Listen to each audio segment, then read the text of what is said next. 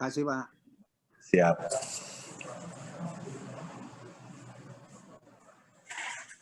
Gimana Pak Nawirta? Kita mulai?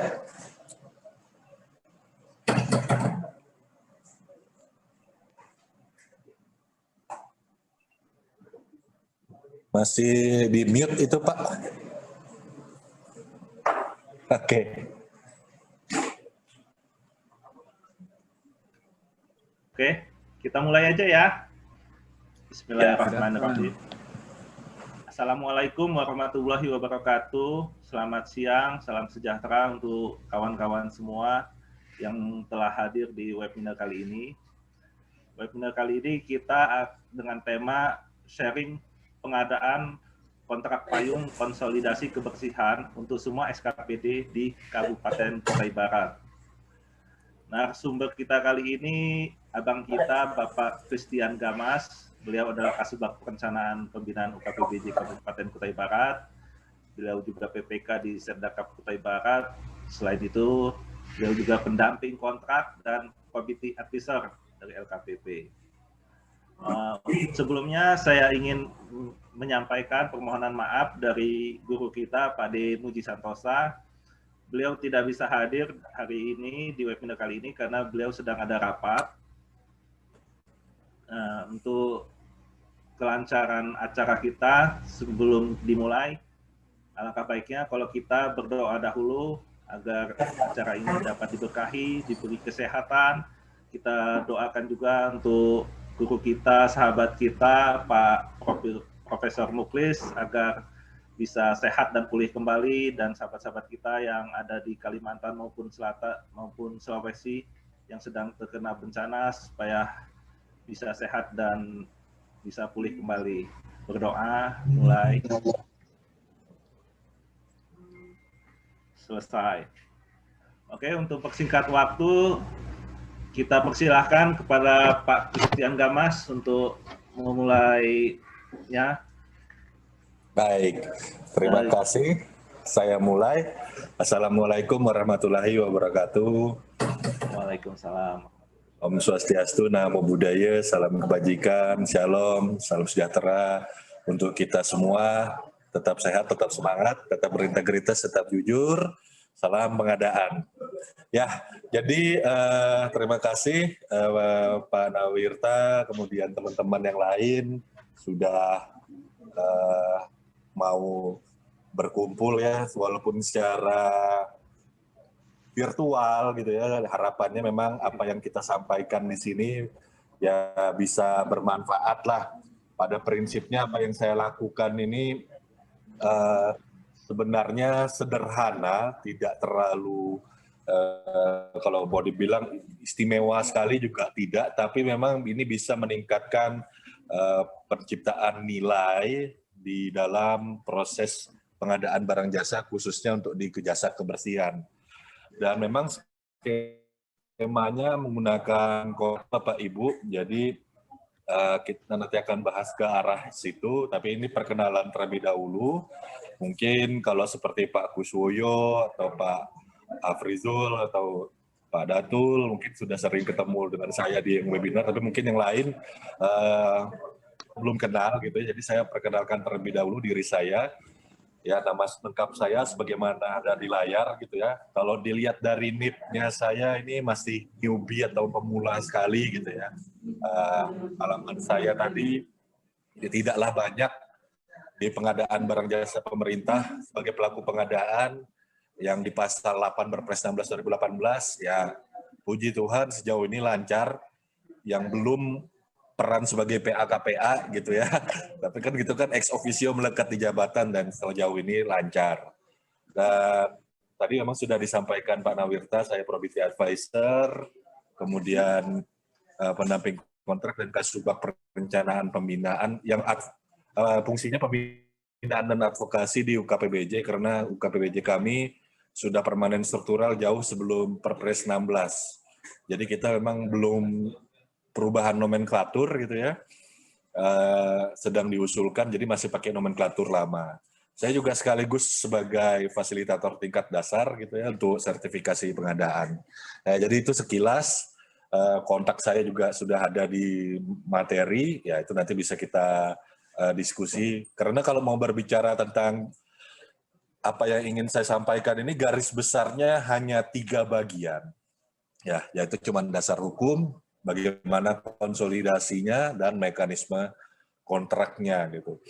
Nah, kalau dari standar kompetensi SKJ ya, standar kompetensi jabatan gitu, ya ini masuk di level 4 gitu. Menurut saya 45 menit kita untuk membahas ini pastinya tidak akan cukup lah gitu ya. Jadi memang saya akan berusaha singkat saja, kita akan coba perbanyak diskusi, mungkin teman-teman seperti di Pemda, kementerian gitu ya, seperti Pak Asep, Pak Zainul Arifin, atau Ibu Enda mungkin mau mereplikasi, dan nanti silahkan kita akan perbanyak diskusi, tidak hanya sebatas di forum ini, tapi mungkin kalau bisa di luar, ya tidak ada masalah, saya tetap standby saja gitu. Yang pasti dihubunginya bisa 24 jam kapan saja gitu ya.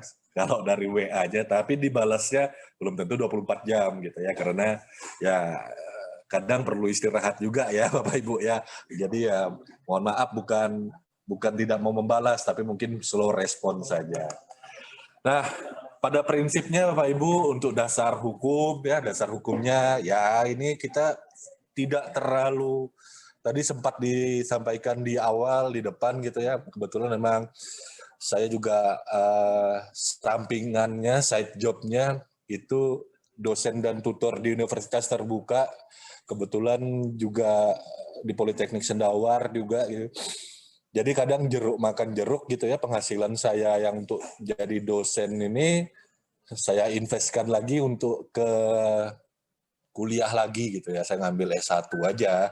Nah, puji Tuhan ini sudah hampir selesai sarjana hukumnya. Habis ini kepengennya ngambil pendidikan gitu ya, sarjana pendidikan. Siapa tahu bisa ngajar di SD, SMP gitu. Cari hobinya cari ngelihat wanginya anak-anak muda Pak Nawirta. Jadi memang ada modusnya ini. Tidak bergurau Bapak Ibu. Jadi dasar hukum kita buat simpel saja. Undang-Undang nomor 17 tahun 2003 tentang perbendaharaan negara, Undang-Undang nomor 1 tahun 2000 keuangan negara, perbendaharaan negara. Yang buat saya agak panjang bacanya ini masalah cipta kerja, karena erat dengan ketenaga kerjaan sama perlindungan dan pengelolaan lingkungan hidup yang berkaitan dengan anggaran berkewawasan lingkungan hidup. Nah, ini memang ada banyak perubahan, jadi saya sempat hampir molor dari schedule-nya gitu ya, karena membaca Undang-Undang Cipta Kerja ini saya perlu waktu sekitar 11 jam non-stop gitu ya, itu pun baru nyantolnya 5%-an gitu. Kemudian Perpres 16, kemudian PP 12 2019, kemudian kita balut semua yang ada itu tadi ya, karena kalau kita berbicara kontrak payung, maka ini tadi skopnya itu bukan cuman bukan hanya untuk satu PA, tapi untuk seluruh PA KPA di pemerintah kabupaten.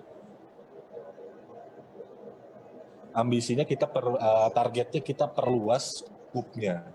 Makanya di sini masuk peraturan daerah tentang organisasi pembentukan perangkat daerahnya, kemudian organisasi dan tata kerja, dan Perbub mekanisme hubungan kerja. Sehingga di sini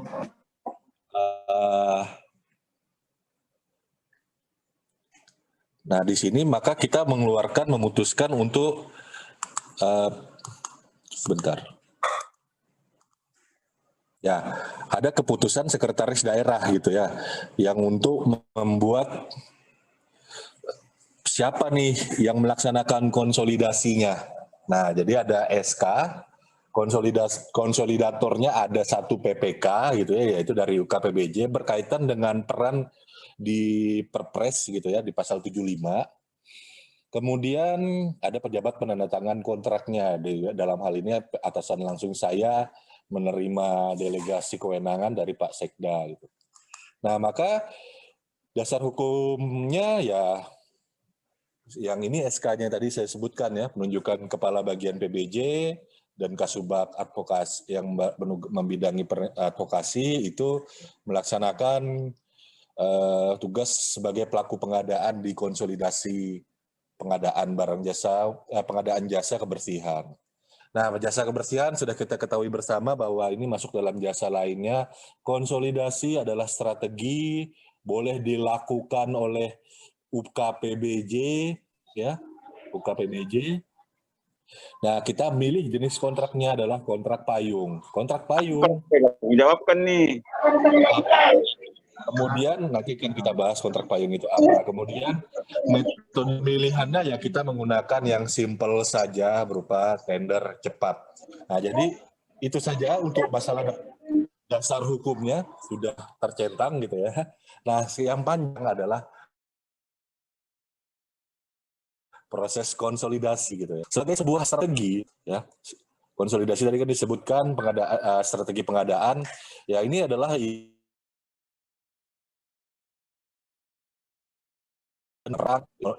strategi tempur, kalau dalam kondisi damai berarti ya strategi pengadaan. Jadi ya Bapak Ibu yang lain yang mungkin mau melaksanakan, mungkin misalkan di lingkup pemerintahnya Pak Bobi Syaputra atau Pak Yaki Irwandi misalkan, ini mungkin akan menghadapi hal yang berbeda gitu ya, karena medannya ini akan tidak sama. Nah, ini akan saya sharing berdasarkan medan yang saya hadapi. Nah, Bapak Ibu, kita dalam pengadaan barang itu berbeda dengan pengadaan jasa. Ya.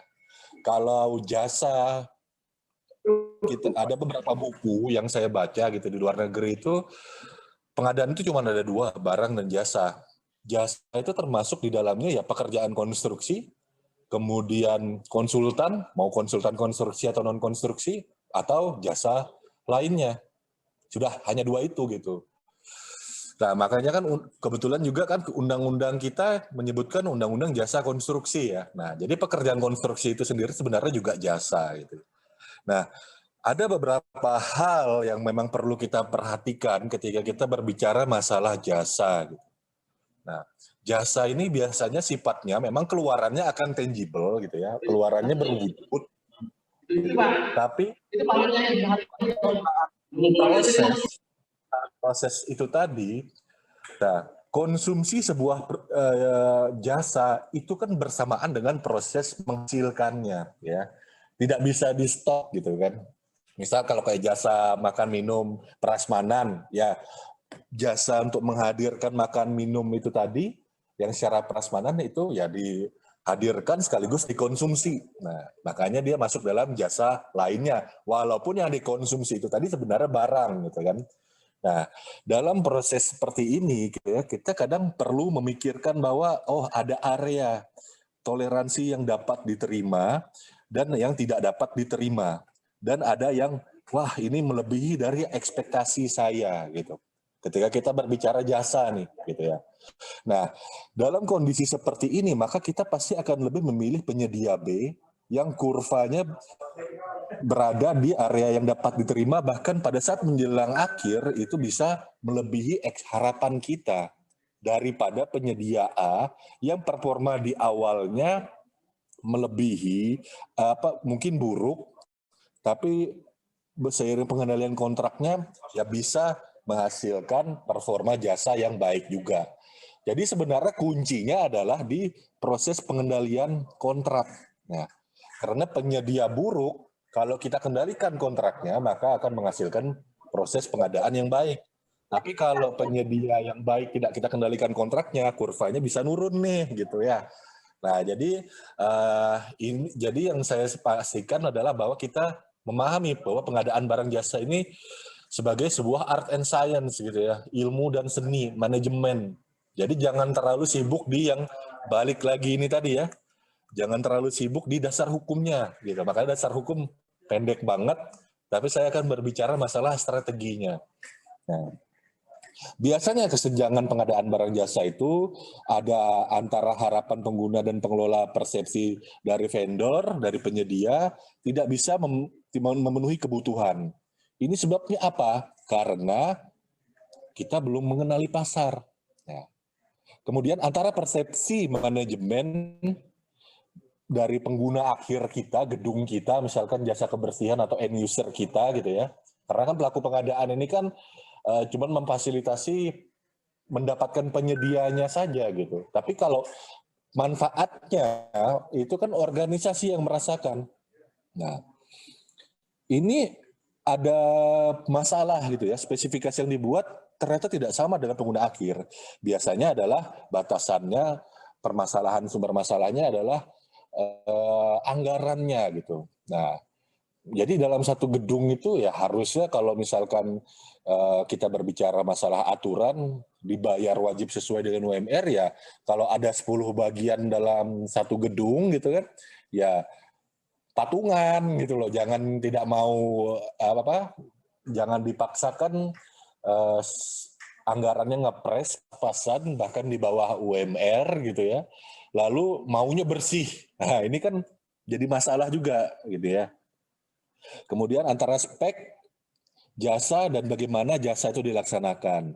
Spesifikasinya memenuhi harapan, namun proses pelaksanaannya tidak konsisten. Nah ini, jadi spesifikasinya oke, di awal oke gitu ya, tapi kadang dia turun ke bawah gitu ya, kadang dia naik, kadang dia turun lagi, kadang dia naik, turun naik, nggak konsisten.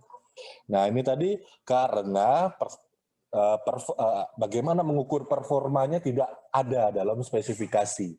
Nah ini jadi masalah juga. Kemudian antara jasa yang diharapkan dan jasa yang dipersepsikan dari sisi pengguna akhir.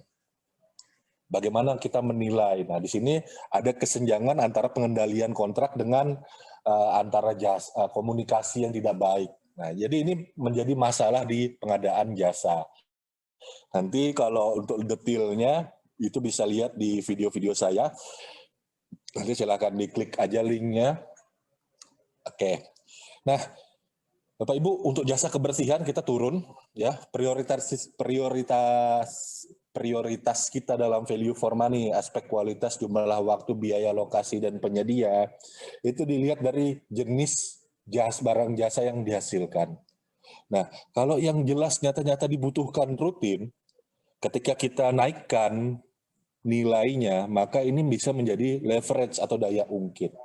Nah, sifat pekerjaan yang barang jasa yang masuk dalam rutin dan leverage ini tadi, ini strateginya, sasarannya adalah kita nurunin cost dengan meningkatkan bargaining power kita ya dari biaya kita. Makanya kalau barang yang sifatnya rutin dan leverage seperti ini, risikonya kecil, ya resiko pengadaannya kecil tapi belanjanya kalau dikumpulin bisa banyak, sebaiknya digeser dari yang sifatnya rutin ke leverage.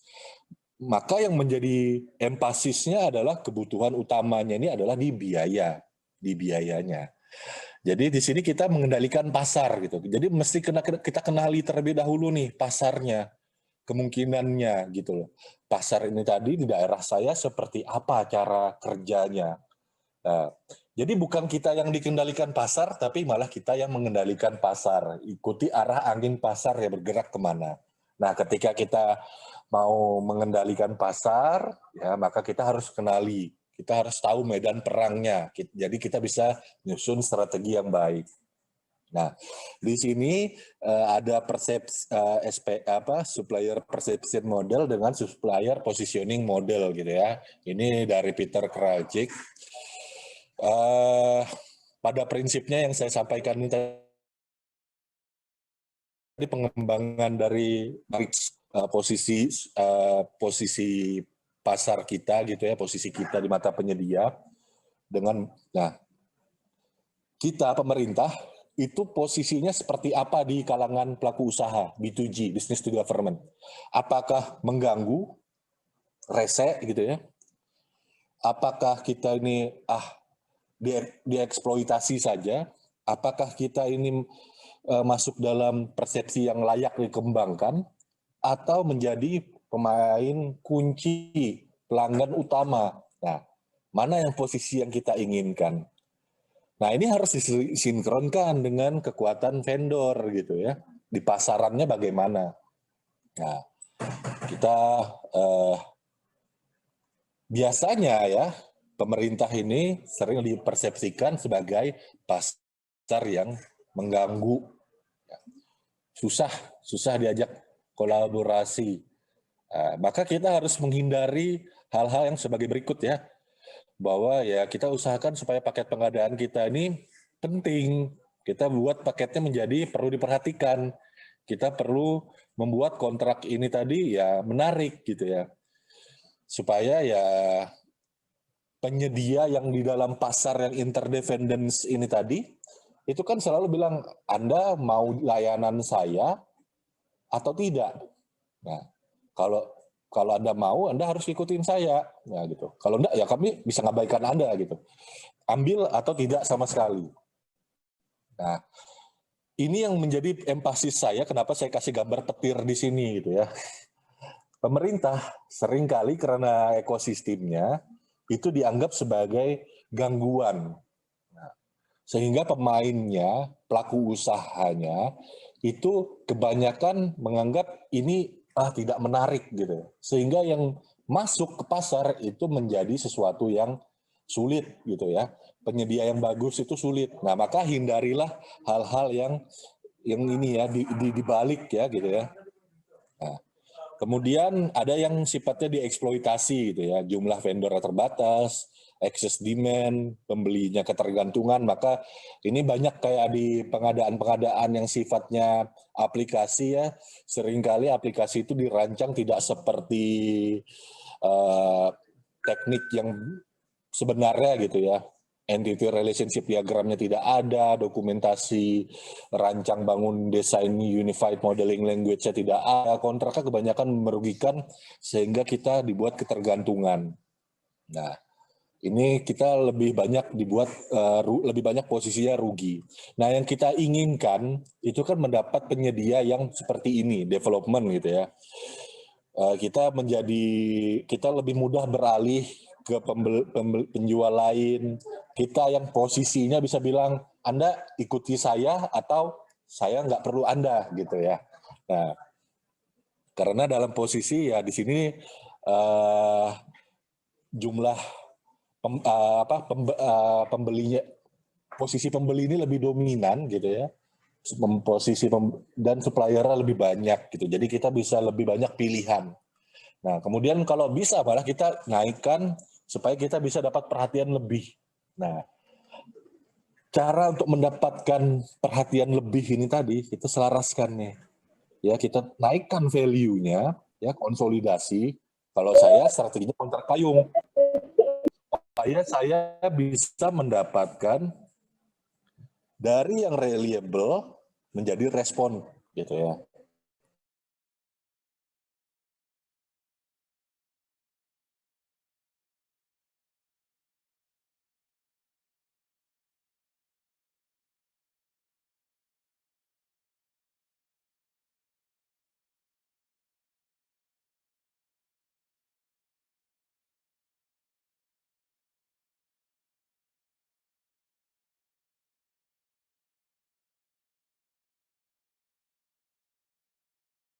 Belanjanya kita gabungkan sehingga menjadi statusnya leverage gitu.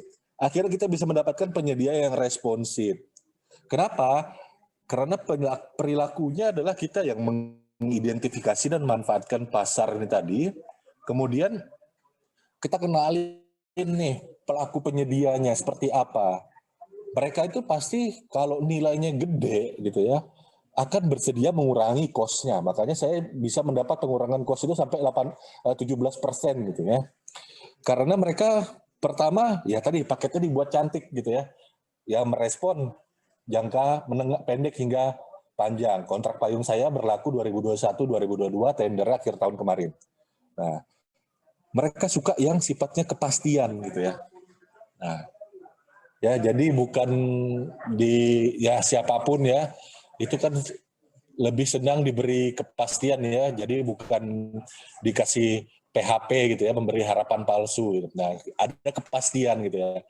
Jadi bukan yang hubungan tanpa status gitu ya. Nah, jadi ya ini yang menjadi menarik. Nah, menurut saya yang cocok adalah kita menggunakan tender atau tender cepat dengan evaluasi harga terendah. Artinya kita simplifikasi gitu ya.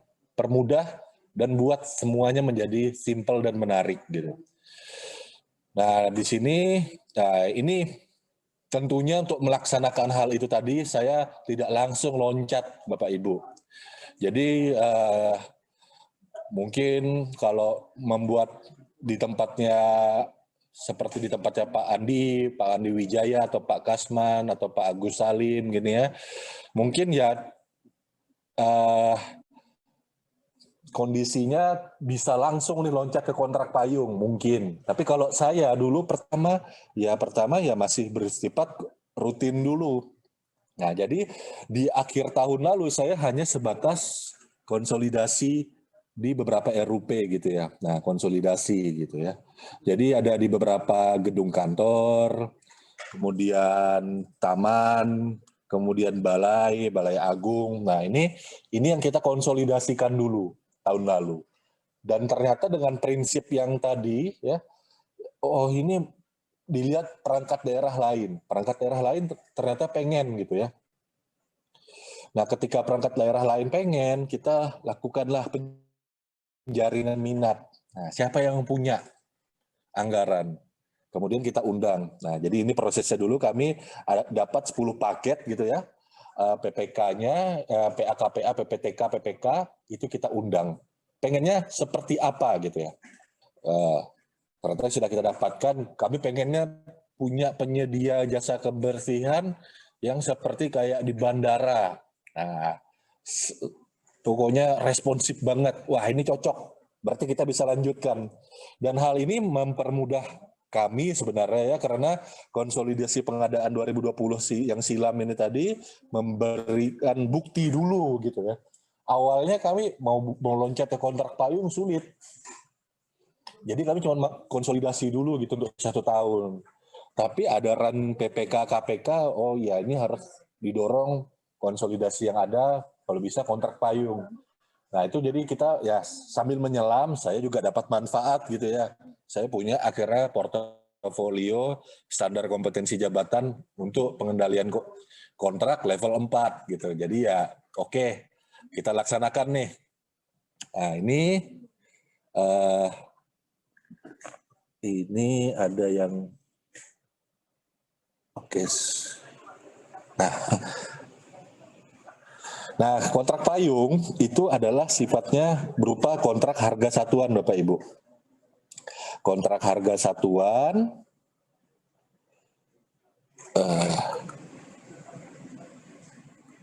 kok tiba-tiba pun. Kontrak harga satuan yang dalam periode waktu yang tertentu itu belum dapat ditentukan volume dan atau waktu pengirimannya. Nah, artinya apa? Semua paket yang ada ini tadi, 10 paket ini tadi, ini kan memang sudah pasti. Nah, cuman kita ambil ini menjadi sampling gitu loh. Nah, ini yang tadi saya bilang, ini kita strategi gitu ya, berstrategi bahwa oh ini menjadi potensi order minimal Bapak di awal tahun. Ini bisa bertambah di APBD perubahan 2021 atau mungkin di APBD murni 2021 yang tidak sempat baca undangan penjaringan kami, bisa dipergunakan lagi di APBD 2022 maupun APBD murni 2022. Tapi yang ada ini menjadi, yang sudah pasti ini menjadi potensi minimal order. Nah, tapi nanti bisa bertambah. Makanya akhirnya kedua aspek ini tadi sesuai banget dengan kontrak payung gitu. Yang diikat adalah harga satuannya. Dan yang belum diketahui adalah volume atau waktu pengirimannya. Ada volume yang diketahui tapi masih potensi minimal. Masih punya potensi bertambah. Nah, jadi kita buat kategorisasi. Spesifikasinya kita standardize. Jadi dari 10 paket itu tadi, kita buat tipenya dari A sampai dengan F. Nah, dan HPS, Bapak Ibu, ini wajib mengakomodir ketentuan Undang-Undang Cipta Kerja. Apalagi sebenarnya keadilan dalam lingkungan kerja itu merupakan aspek sosial di pasal 68 ayat 2 untuk pengadaan berkelanjutan. Nah, ini nanti diikat sebagai kontraknya ya. Nah, ini yang saya sampaikan tadi ya, analisis pasar, ya. Kita gunakanlah KBLI yang logis gitu. Saya menggunakan sikap pencarian pelaku usaha, setiap provinsi saya cari gitu. KBLI yang memang bisa kena dengan pengalamannya. Dapatnya 17, 34 provinsi. Nah, maka kita beranikan, laksanakan ini dengan tender cepat, sesimpel mungkin gitu ya. Nah, tadi ini konsolidasinya, lakukan dengan SK Sekda, ada PPK konsolidator, dan pengendalian kontraknya nanti 2 tingkat. Tingkat PPK dan tingkat PPK pengguna jasa. Nah, jadi kita kayak semacam membuat katalog, tapi katalog manual. Nah, puji Tuhan diikuti dengan 5 peserta, 3 peserta menawar, 17 kali reverse auction, ya. Itu efisiensinya lumayan dahsyat, hanya mengkonsumsi 82% pagu anggaran yang pasti bisa digunakan. Nah, jadi standarisasi spesifikasi ini tadi Bapak Ibu, kita kenali konsepnya dulu, ada Undang-Undang nomor 32 tahun 2009 tentang pembangunan berkelanjutan ya. Di situ sustainable development ini harus kita sinkronkan dengan pengadaan berkelanjutan sehingga HPS yang hasil sampling ini tadi bisa memenuhi aspek lingkungan hidup, aspek sosialnya terutama, kemudian aspek ekonomi. Kita rancanglah paket kita memenuhi spesifikasi yang terstandar dan sustainable ini tadi gitu ya. Pembangunan berkelanjutan jalan sebagai dampak dari pengadaan berkelanjutan yang jalan. Nah, maka standarisasinya kita bagi sebagai berikut ya. Ada kriteria, Bapak Ibu pasti sudah pegang materi yang di kelas khusus sudah dibagikan. Nah, ini tipe A ya, ini untuk sekian penggunanya. Tipe B ada kriterianya yang ini, kemudian 21 dinas dan 6 badan. Kemudian tipe C ini bagian Vaskes yang tidak masuk dalam standar akreditasi khusus gitu ya di dalam bidang kesehatan. Jadi kayak selasar, rabat, lingkungan, ruang tunggu. Nah, ini bisa digunakan di 2 rumah sakit umum daerah dan semua puskesmas. Kemudian ada tipe D, ini rumah dinas pejabat dan rumah dinas, karena biasanya kalau di tempat kami, kecamatan itu nemplok jadi satu antara rumah dinas camat dengan kantor camat. Jadi ini digabungkan gitu ya. Jadi masuk dalam tipe D. Nah, kemudian tipe E balai pertemuan gitu ya, atau gedung yang memang biasanya kita gunakan untuk disewakan sebagai pemanfaatan aset daerah, retribusi ke pemanfaatan kekayaan aset daerah. Nah, ramai pada situasi tertentu saja gitu ya, tapi tidak rutin. Nah, kemudian ada tipe F, ya ini biasanya luasan tamannya yang lebih gede gitu ya. Alun-alun kabupaten, gelanggang olahraga, Taman Bung Karno, Taman Budaya. Nah, ini pertimbangannya akan berbeda-beda untuk tiap HPS, untuk tiap tipe. Ya. Nah, di sini saya sampaikan Bapak Ibu bahwa kita masih negara berbasiskan tidak kiri dan tidak kanan, ya. Kita bukan sosialis, komunis, ya. Kalau Bapak Ibu tahu, mungkin yang negara sosialis komunis itu kan seperti kayak ya ini kalau yang zamannya yang milenial ini mungkin kayak kalau dilihat dari tampang wajahnya kayak Pak Nawirta, Pak Andi, Ibu Ida, atau Pak Kasman mungkin tahu Tetris ya. Nah itu kan ada tuh yang namanya Alexei Fajitnov. Nah itu karena dia di negara sosialis komunis gitu ya. Sebagai pegawai negeri, nah ketika dia punya produk yang namanya game Tetris, nah ini game Tetris ini kan mendunia banget.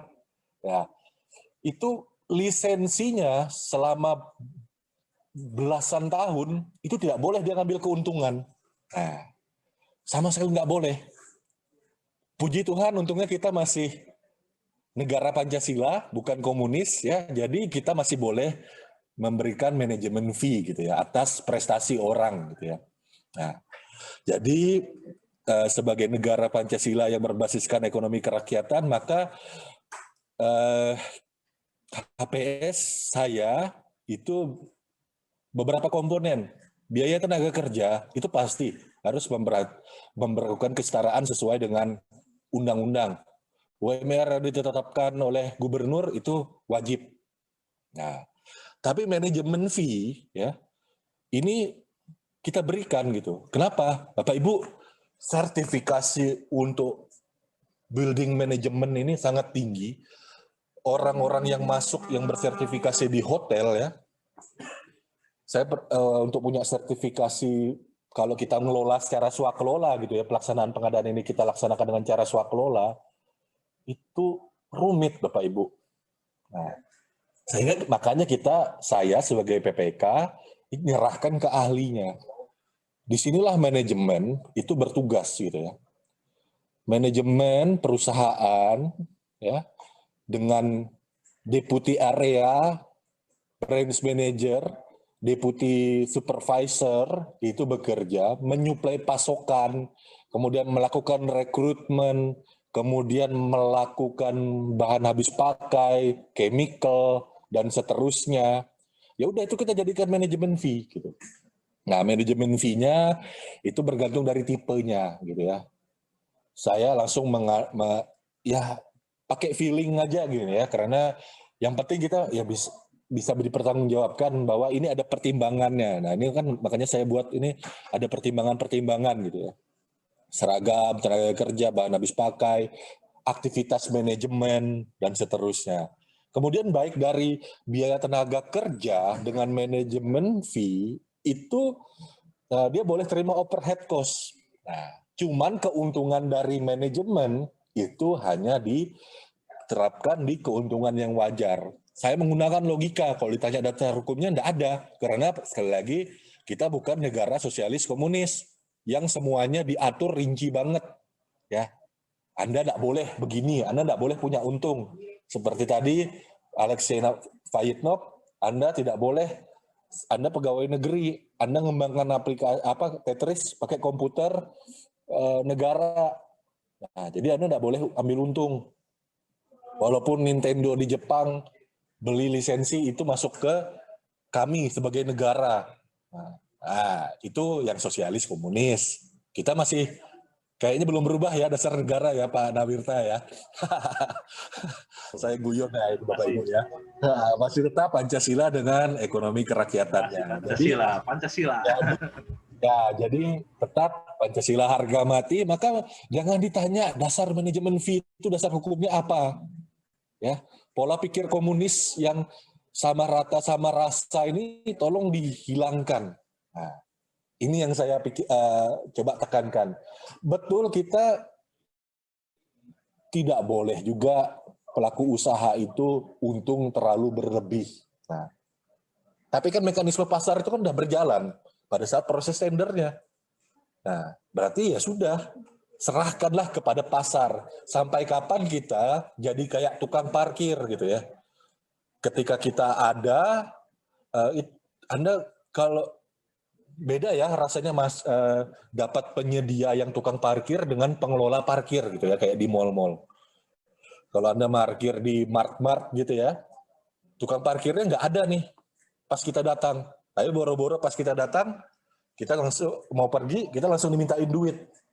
Nah, itu kan ngeselin tuh. Tidak ada pengawasannya, tidak diarahkan pada saat proses pelaksanaannya, tidak ada layanannya, tiba-tiba nagih. Nah, sampai kapan kita mau dapat penyedia seperti tukang parkir? Yang kita pengen kan kita dapat yang seperti pengelola parkir. Makanya biarkan kita dapat jadikan pasar kita itu tadi yang bukan exploit, bukan nuisance, tapi development atau key account. Nah, itu tadi ya. Jadi biarkanlah gitu loh, mereka punya keuntungan atas aktivitas yang mereka lakukan. Dan biarkanlah mereka menutup dari manajemen cost-nya dengan fee gitu ya. Karena yang memang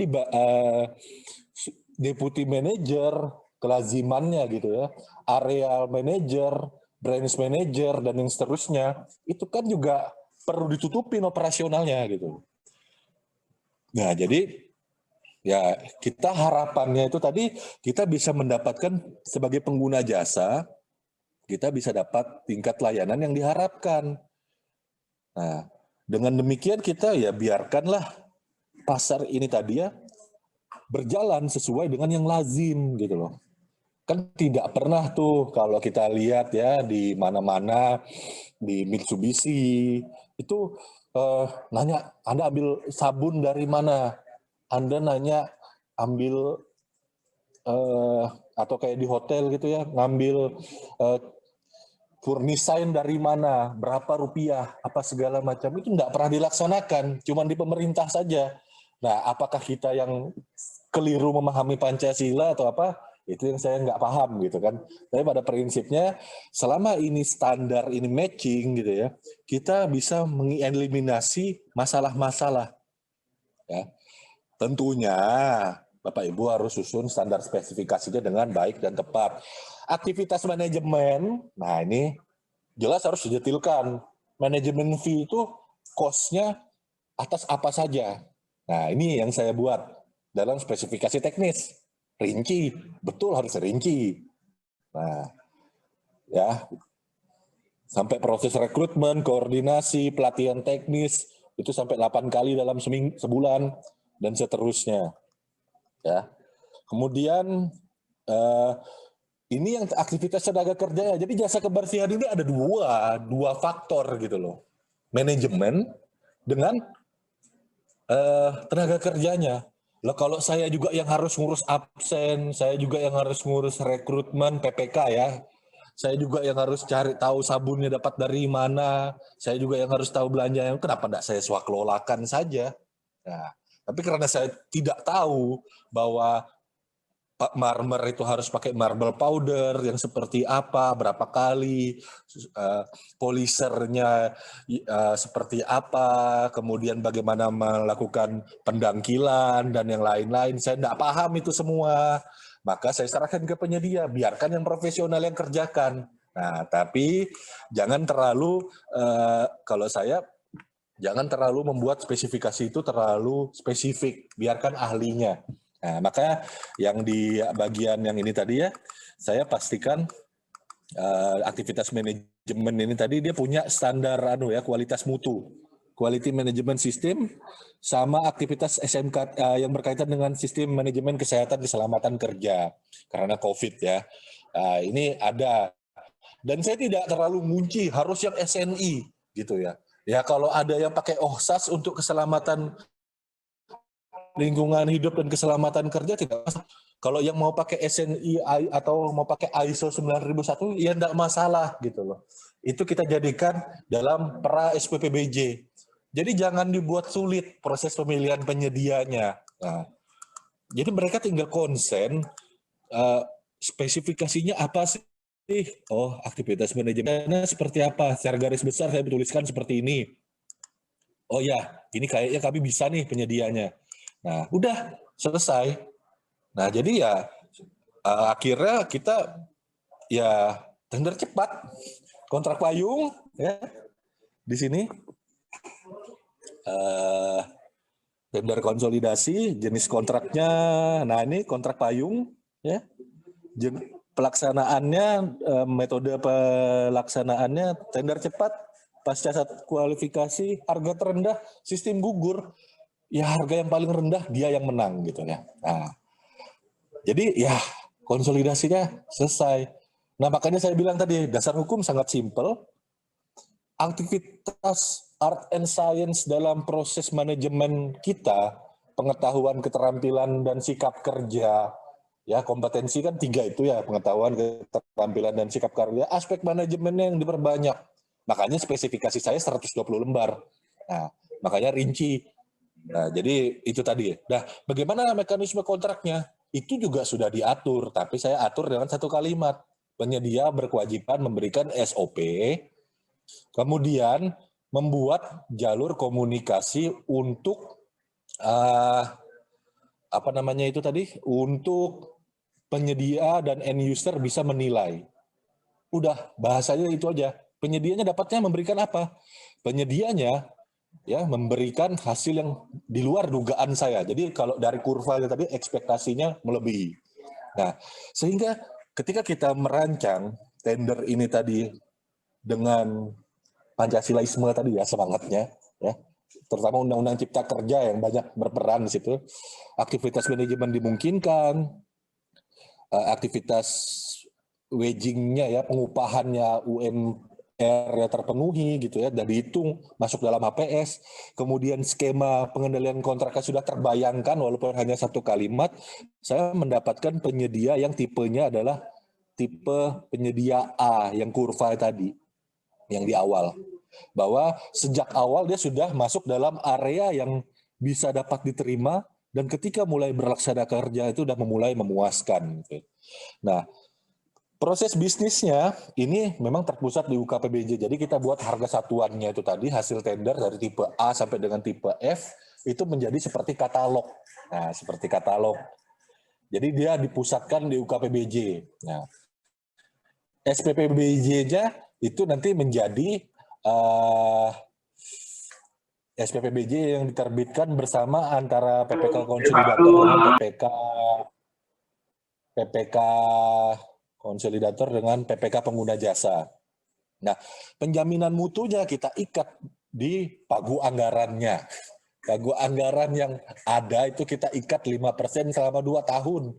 Kenapa Bapak Ibu kok diikat bukan di tiap-tiap kontrak? Kemudahan. Dan toh otomatis nilai jaminannya lebih tinggi. Lebih tinggi jauh dari HPS, lebih tinggi jauh daripada nilai kontrak. Berlaku 5% selama 2 tahun. Ada di aturan? Nggak ada. Tapi kan ini kan nilai jaminannya lebih. Ya sudah. Tujuannya apa? Supaya standarisasi jaminannya. Jangan sampai yang belanja 20 juta, karena belanjanya 20 juta gitu ya, pakai kwitansi bentuk kontraknya, terus dia kerjanya asal-asalan, karena di bawah 200 juta. Nah, jadi jaminannya kita ikat di kontrak payungnya, kemudian ketika mau berkontrak, apapun ya, bukti pembelian, kwitansi, atau SPK, atau surat perjanjian, dia tidak perlu ngurus jaminan lagi. Nah, jadi dapatnya gini Bapak Ibu, lumayan ya, 82,85%, karena kita naik leverage tadi ya, kita dari yang rutin kita naikkan ke leverage gitu, dari Peter Kreljic. Jadi efisiensinya luar biasa dahsyat gitu. Nah, jadi ini harganya kita kan udah standarisasi. Untuk tipe A ini dapatnya Rp162. Ya. Untuk tipe B ini dapatnya Rp895. Untuk tipe C Rp648, Rp278, tipe E Rp3.000 sekian rupiah, tipe F Rp2.000 sekian rupiah. Ini yang diikat selama 2 tahun. Nah, gimana cara mesannya? Nah, ini. Jadi identifikasi kebutuhan dulu. Contoh, Dinas Pekerjaan Umum baru di APBDP nganggarkan untuk 4 bulan, ya 4 bulan.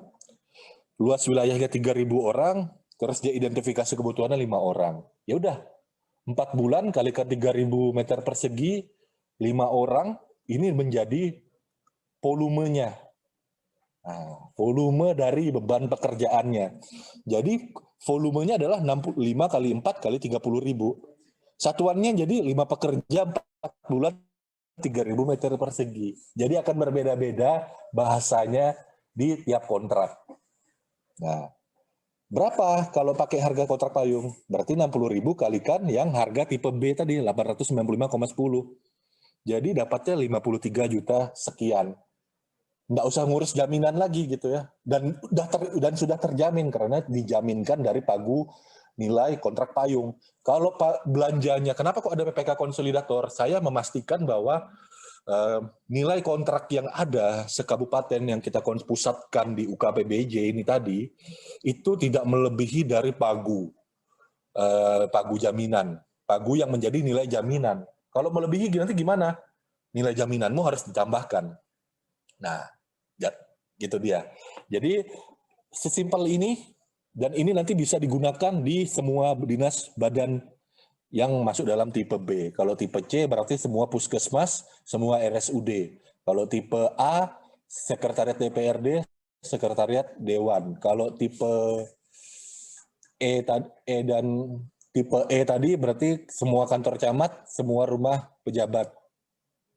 Tipe F, A, B, C, D, E, F, ya E dan F itu untuk alun-alun atau gedung pertemuan. Nah, jadi 2 tahun volumenya mungkin bukan bisa bertambah dan kita nggak usah capek-capek tender gitu loh. Yang kita ikat adalah harga satuan yang ini tadi ya, 895,10. Nah, di sini ya jadi ini pengendalian kontrak dari PPK Konsolidator. Saya memastikan bahwa penyedia melaksanakan sesuai jaminan yang ada gitu ya, berapa omsetnya dia. Kemudian kita ada kartu pengendalian kontrak di level PPK pengguna jasa, ini dicatat sinkron dengan diserahkan ke PPK Konsolidator, itu masuk ke dalam akun saya di bagian pengendalian kontrak untuk yang tender cepatnya. Tapi kalau di PPK, jadi diupload sebagai dokumen kontraknya. Nah, tapi kalau untuk PPK pengguna jasa itu dicatat di non-transaksional, masing-masing sirupnya, masing-masing RUP-nya. Nah, jadi kualitas terstandar, performa kita mitigasi ya dengan jaminan, dan ini yang melebihi apa yang saya bayangkan gitu kan. Karena saya membuat speknya, ya penyedia wajib memberikan sarana untuk PPK pengguna jasa menilai kinerja. Nah, mereka memberikan aplikasi. Nah, aplikasinya ya udah saya buat virtual Android gitu ya. Nah, jadi saya pantau PPK saya gitu, PPK yang di bawah masing-masing itu memberikan penilaian apa tidak, dan saya pantau juga penyedia jasanya itu memberikan penilaian atau melakukan kinerja yang baik apa tidak. Kita tiap tanggal 5 tiap bulan akan melakukan rapat evaluasi berkala. Nah, itu dituangkan dalam kontrak payungnya. Nah, ini aplikasinya memberikan contoh nih pendangiran tanah. Ini before ya kondisinya. Ini proses, ini hasil. Nah, kemudian ini ya kondisinya pencabutan gulma, ini kondisi awal kotor sekali ya. Kalau dilihat ini proses, lalu ini sekarang bersih. Nah, itu semua bisa kita monitoring dengan aplikasi saja gitu.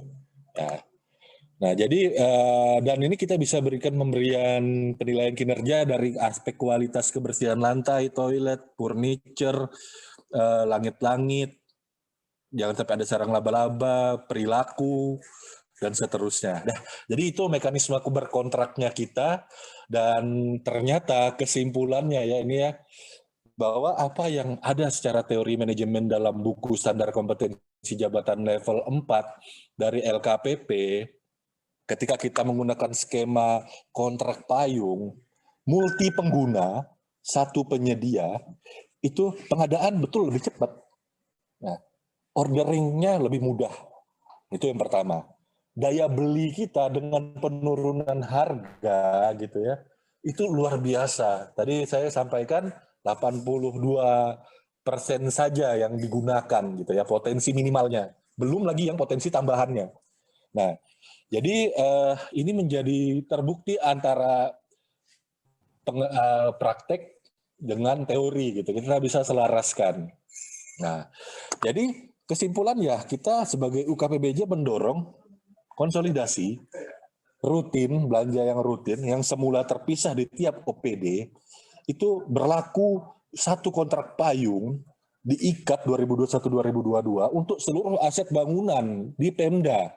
Seluruh aset ya yang dimiliki SKPD, tidak ada pengecualiannya. Kecuali yang jalanan. Nah, kalau jalanan ini nggak mampu, belum mampu saya. Tapi kalau untuk bangunan, cleaning service, gardening itu masih bisa. Nah, kita bisa menekan efisiensi hingga 17,15%, belum termasuk pemesanan di masa mendatang. Sehingga di sini Bapak Ibu, kompetensi sekali lagi saya tekankan itu menjadi penting, bukan hanya untuk fungsional. UKPBJ sebagai kelembagaan wajib mensupport PPK supaya bisa punya kompetensi juga gitu. Saya mudah membuat seperti ini karena PPK di tempat kami, PPTK-nya concern duluan. Mereka punya kompetensi duluan untuk ayo kita sama-sama rembuk, kita menstandarkan apa yang perlu kita standarkan gitu loh. Nah, jadi saya bisa mempermudah ini tadi gitu. Dan ini Bapak Ibu, konsolidasi ini bisa Bapak Ibu replikasi bukan hanya di tingkat Pemda sebenarnya, tapi di tingkat kementerian lembaga juga bisa gitu ya. Kementerian dan lembaga itu kan punya kanwil. Nah, misalkan UKPBJ Kementerian X melakukan standarisasi jasa kebersihan atau standarisasi ATK di provinsi X, di tiap provinsi gitu ya. Nah, itu untuk kanwil-kanwil lah, misalkan kayak Kementerian Keuangan, itu kan ada KPP, ada Perben, ada apa lagi ya, KPKNL, nah kan banyak ya di bawah Kementerian Keuangan. Jasa kebersihannya kalau dikonsolidasikan di tiap provinsi, itu akan menekan efisiensinya luar biasa gitu. Nah, ini bisa memudahkan. Jadi memang upaya proaktif UKPBJ dengan dukungan SDM baik. Di tempat saya belum ada fungsional, tapi ya kebetulan memang kami beberapa staf saya gitu kan, yang Pokmil, itu kebetulan memang sudah ngambil SKKNI. Nah, jadi memang bisa memberikan saya masukan-masukan feedback yang banyak gitu ya. Nah, jadi ya sekaligus juga nih menggalakkan kesadaran teman-teman gitu ya, menyuarakan bahwa UKPBJ itu perlu didukung dana yang sangat besar untuk melakukan litbang gitu kan. Jadi pelatihan-pelatihan itu sangat penting Bapak Ibu gitu ya. Saya kebetulan saja gitu ya, karena pernah ikut okupasi PPK, makanya ternyata dapat nih strategi yang bisa dipakai gitu. Demikian yang bisa saya sampaikan Pak Nawirta. Ini udah tadi kita mulai jam molor ya. 30. Ya nggak apa-apa. Oke. Oke, terima kasih untuk Bang Gamas atas pemaparannya.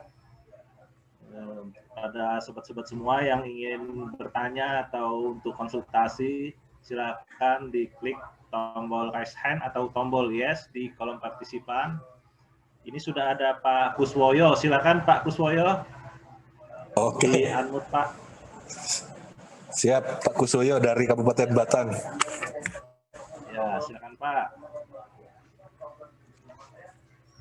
Ya, sudah. Saya tunggu-tunggu ini sama Pak Gamas ini. Siap, tadi nih tempat curhat kemarin. Izin Pak Gamas. Terkait konsolidasi dan kontrak payung, apalagi ini tingkat kabupaten ya, untuk di kami jelas dengar hal yang baru.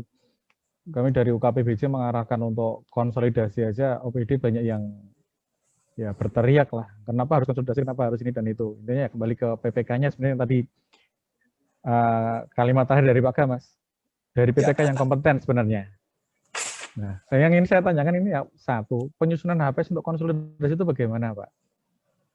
Nah, dasarnya dari mana, mendapatnya dari mana, itu satu. Kemudian yang kedua, posisi anggaran sendiri ada di mana? Apakah terpusat di satu OPD atau berbencar di OPD-OPD? Kemudian yang ketiga, terkait untuk pencairan. Ini kan kadang kendalanya di situ. Nah, di keuangan itu yang kata Prof. Muflis, kalau udah keuangan ngeri-ngeri sedap gimana gitu. Dan karena keuangan yang maha berkuasa, Pak. Siap. Nyambung nggak itu? Karena mungkin nggak semua daerah bisa kayak tempatnya Pak Gamas. Jadi kadang keuangan punya penafsiran sendiri yang super ribet gitu. Kita maunya seperti ini, keuangan ribet. Jadi kadang kita dari UKPBJ ingin sesuai harapan kita, pengadaan yang enak, nyaman. PPK atau PPTK punya arah sendiri mau kemana, keuangan punya penafsiran sendiri. Jadi kadang kita sulitnya di situ. Nah, itu pertanyaan tadi 3, terus yang terakhir gini Pak Gamas. Dokumen pengadaannya kalau bisa di-sharing, Pak. Siap. Ini gitu, kami mau mengarah ke situ terus terang. Di Batang sudah mulai kami arahkan ke konsolidasi sama kontrak payung, kalau yang memungkinkan itu kita arahkan ke situ. Gitu, Oke. Baik. Kalau untuk, jadi satu hal tadi saya jawab dari yang paling simpel dulu ya, dokumen pengadaan. Jadi memang untuk dokumen pengadaan, kemudian ada satu kontraknya itu tadi ya, itu kan kami punya kewajiban juga di dalam kontrak payung tadi untuk ibaratnya ya diketahui semua lagi gitu loh. Nah, jadi nanti habis ini ada surat bupatinya. Jadi nanti memang kontrak payung ini bisa diakses dari SPSE, Pak. Nah, cuman memang kontraknya memang saya rancang rigid gitu ya. Jadi kurang lebih 252 halaman kontraknya gitu. Nah, jadi saya jadi memang antara finalisasi rancangan kontrak dengan rancangan kontrak itu tadi kita tidak merubah substansi persaingan, tapi setelah dikaji lagi ternyata banyak yang perlu diperjelas. Nah, jadi memang ya ada perbedaan. Tapi pada prinsipnya yang berkaitan dengan persaingan itu tidak berubah. Nah, itu pertama. Kemudian masalah dokumen itu pasti saya siap bagi, Pak. Nanti tinggal di Japri saja. Kemarin teman-teman dari Gunung Kidul, Pak Tommy, ada Pak Tommy, nah, itu sudah dapat duluan tuh, sudah saya sharingkan, jadi tidak masalah. Bisa di-share di ini Pak, di blog di grup barangkali. Christian Gamas mungkin bisa di-share di situ Bang. Iyalah, nanti lah saya share linknya aja lah ya. Oke. Terus itu yang pertama, yang kedua, yang gampang yang saya jawab kedua adalah anggarannya di mana? Itu masing-masing OPD Pak. Nah, jadi memang betul anggarannya itu di mana dan menyambung lagi dengan bagaimana skema pembayaran, Pak. Skema pembayaran kita ngikutin SIPD-nya, Pak. Jadi begini, Pak. Saya izin kemarin ada satu yang sudah selesai masuk ke, saya buka saja ya di share screen lagi.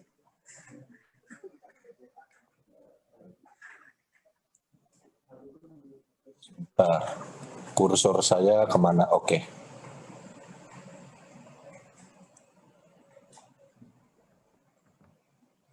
Oke.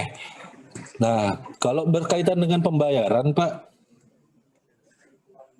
nomor 9.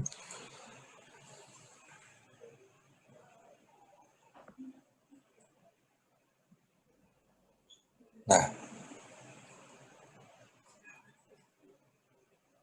oke.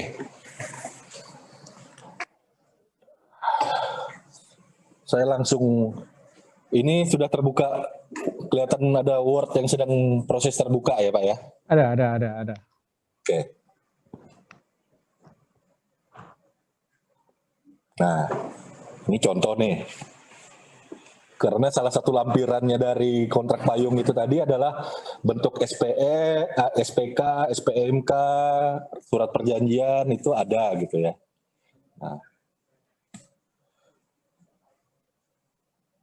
Nah, jadi ya sudah kita tinggal, nah ini tadi kan skema kontrak payungnya nih, jalan. Nah, 8 kali 12 kalikan sekian dapat volume dikalikan Rp895. Nah, itu rinciannya. Nah, habis itu langsung kita konversi lagi menjadi sesuai dengan RKA-nya atau DPA-nya. Nah, ini waktu pada saat proses tender, itu memang betul Pak, yang Pak Kuswoyo sampaikan. Proses penganggaran ini beda-beda semua gitu. Nah, jadi memang kita nanti tinggal, yang penting nilainya nggak berubah, itu aja. Nah, jadi nanti pada saat proses penganggarannya, ya udah tinggal di matchingkan. Makanya nih dengan rincian, nah ini saya bukakan ya, ini saya sandingkan kiri kanan. Nah ini DPA, nah dia DPA-nya di dalamnya cuman kayak gini nih, satu paket 600 juta. Nah, ya sudah, satu paket didetilkan, jadi ada subkuantitasnya 12 bulan. Nah, total 431 juta. Yang penting nanti jumlah akhirnya sama. Udah, penyedia biasanya tidak terlalu repot dengan itu gitu kan. Ya pasti nanti tinggal kita breakdown saja. Artinya nanti kontrak itu menyesuaikan bentuk. Dan ini kalau saya buka lagi dengan yang SKPD lain, lebih aneh lagi. Ada yang 3 paket gitu. Ada yang 4 paket. Nah, jadi udah nanti 3 paket itu sama dengan 3 kali 4 bulan gitu kan. Nah, jadi nanti tinggal lagi dibuat lagi rincian satu paketnya berapa. Nah, sudah beres. Jadi pada prinsipnya keuangan nanti mengikuti bentuk kontrak yang kita desain gitu. Jadi Nah, itu akan otomatis ikutin Pak. Nah, tadi Pak terkait dengan HPS. Nah, ini jujur Pak, saya HPS ini tadi sudah saya sampaikan di dalam slide ya. Ya, semua lebih banyak ke arah feeling Pak. Jadi gini. Ilmu tingkat tinggi. Artinya begini Pak, tapi tentu saja pertimbangannya harus logis gitu Pak ya. Jadi gini, saya ambil contoh HPS tipe E gitu ya. Nah ini kan manajemen fee operasional bahan habis pakai hanya 4% dari tenaga kerjanya. Kenapa? Karena ini banyak pekerjaan yang sifatnya cuman gardening. Gardening. Ya, artinya bahan-bahan yang ada untuk gardening ini lebih kebanyakan lebih tahan lama, kayak sapu, lidi, kemudian gunting, dan seterusnya. Itu lebih tahan lama dibandingkan dengan bahan yang di dalam indoor, kayak clothing, wet clothing gitu ya, kanebo. Nah, yeah, itu kan lebih cepat ngelupas gitu. Nah, itu jadi kita akan ada perbedaan, dan luas juga termasuk perbedaan gitu ya Pak ya. Jadi ada yang memang overhead cost-nya 3%, ada yang 5%, ada yang keuntungan wajarnya kita buat 4%, ada yang 10%. Ini memang lebih banyak ke arah pertimbangan bahwa sampling yang ada itu tadi ya, itu memang kita ya kategorikan gitu loh. Jadi ya kayak gedung, balai agung, pendopo gitu ya, kemudian kantor sekretariat daerah, rumah dinas, ya, kemudian bagian rabat selasar, kemudian dinas badan, kemudian alun-alun, gedung. Ya, kalau saya Pak, pendekatannya saya selama saya yang ada itu tadi, saya biasakan duduk dalam tiap lokasi yang ada itu tadi. Saya coba membayangkan kira-kira gitu loh. Kalau saya disuruh ngerjain sendiri di sini, berapa sih saya layak dibayar? Itu aja pendekatannya Pak. Ya, jadi lebih banyak ke arah itu. Jadi ya berpanas-panasan, duduk di alun-alun gitu. Itu saya lakukan Pak Kusoyo. Nah, siap. Jadi lebih banyak ke arah itu gitu. Kemudian kayak di RSUD, kalau saya sebagai pengunjung, kira-kira ngelihat yang ini tadi, saya kelilingi gitu ya, saya habis berapa menit. Nah, otomatis saya bisa mendapat gambaran berapa tenaga yang dibutuhkan, berapa biaya yang kira-kira ada. Dan ini memang lebih banyak ke arah feeling. Nah, ketika ditanya pertanggungjawabannya gimana, loh ini mekanisme pasar gitu loh. Tadi sudah saya sampaikan ada 17 kali reverse auction gitu. Nah, makanya tadi di awal saya langsung sampaikan bahwa ya Pancasila itu tadi ya. Kemudian kita ini mau sampai kapan mendapat dianggap nuisance atau exploit. Nah, kalau kita terus-menerus kaku gitu kan, kita nggak akan bisa dapat penyedia yang baik. Intinya itu sih Pak. Tapi memang harus yang wajar Pak. Artinya gini, ini saya buka langsung HPS-nya Pak ya, untuk cara HPS-nya.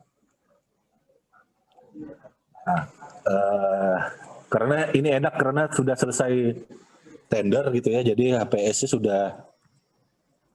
sudah beres.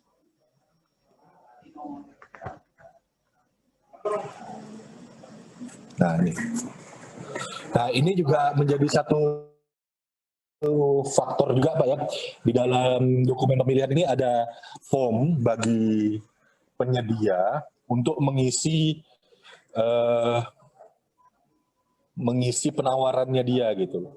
Jadi kalau yang tipe A di sekretariat daerah gitu ya, dalam setahun misalkan dia berharap keuntungan dia adalah 15 juta, nah ya udahlah 150 juta gitu ya. Untuk manajemen fee-nya baru dia berharap dapat keuntungannya mungkin 50 juta gitu. Nah, kita sudah memberikan instrumen untuk dia sudah, nanti dia tinggal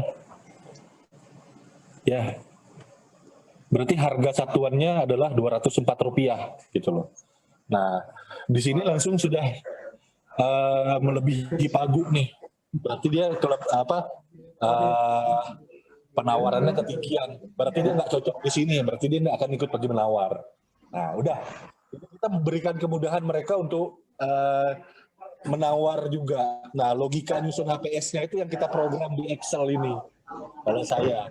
Nah, jadi seperti itu mungkin. Siap. Ya, jelas. Nanti sambil Japri suhu. Siap, silakan. Siap. Terima kasih. Pak Wida, silakan Pak Wida. Terima kasih Pak Nawartamon. Maaf ini off video karena situasinya belum memungkinkan. Ya, Pak Christian Gamas, terima kasih atas sharingnya luar biasa. Sebagian tadi kalau di Pak Kuswoyo sudah disinggung ya, kok konsolidasi sih gitu ya kan, kalau itu tempatnya Pak Kuswoyo. Nah kalau di tempat Pak Christian bagaimana nih Pak, resistensi dan dukungan begitu ya, mengumpulkan sekian banyak OPD begitu ya, dari atas pimpinan, dari biar kawan-kawan yang selevel, bagaimana dukungannya juga dari bawah gitu ya. Barangkali ini di luar teknis PPC yang Bapak alami bisa di-share sehingga bermanfaat ya untuk manajemen konflik misalnya, atau jadi key success factor misalnya ya. Terima kasih Pak Christian Gamas. Baik, Pak Widayat dari Pemda mana Pak? Saya dari Kementerian Keuangan Pak, dari Badan Diklat. Oh, Kemenko ya, Badan Diklat ya. Baik, jadi kebetulan kan memang basicnya saya ini memang orangnya bahasanya apa ya, pecicilan lah ya kalau di Jawa Timur. Jadi memang banyak keluyuran sana sini gitu. Nah, pada prinsipnya pertama Pak, ketika mau konsolidasi ini tadi ya saya banyak pamer dulu nih di tempat saya gitu. Artinya ketika saya kebetulan kan saya memang di advokasi dan pembinaan, banyak ngajar. Kemudian saya selalu tuangkan bahwa gimana nih sekretariat daerah di bersih enggak gitu. Oh, bersih. Nah, tolong dong nanti sampaikan ke PA-KPA-nya kalau anggarkan untuk jadikan penyedia. Nah, jangan pakai tenaga kerja honorer dibayar di bawah UMK gitu ya. Terus semuanya segalanya bersihinnya pakai rinso. Jadi mau bersihin kaca pakai rinso, mau bersihin lantai pakai rinso, semua serba rinso gitu. Jangan, kita nanti konsolidasi tahun depan.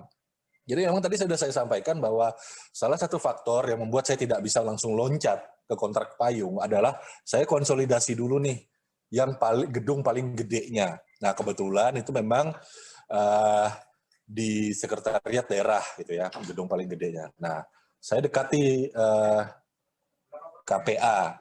Kebetulan waktu itu saya menawarkan dirinya jadi PPK gitu kan. Saya tanya, gimana nih pendahulu saya melaksanakan jasa kebersihan? Ya semua pola sebenarnya ada hal yang memang belum saya sampaikan, bahwa dulu ya swakelola. Nah, habis itu swakelola bahannya yang di pengadaan. Habis itu pisah lagi gitu ya, pengadaan tenaga kerja sendiri, bahan terpisah lagi gitu. Nah, itu PPK sebelum saya. Nah, jadi saya tinggal pelajari dokumennya saja gitu kan, mencari yang paling optimal. Nah, kebetulan juga saya ya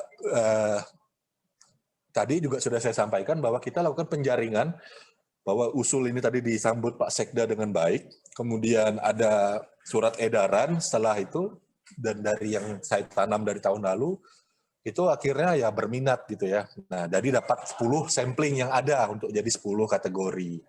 Nah, setelah ini kita sosialisasikan lagi ke seluruh perangkat daerah. Jadi memang bertahap Pak, betul nggak bisa langsung. Ya kalau kalau kebetulan Pak Widayat tadi dari Bandiklat ya, mungkin kalau lihat anak-anak di Widya Iswara ya Pak Widayat ya? Iya betul Pak.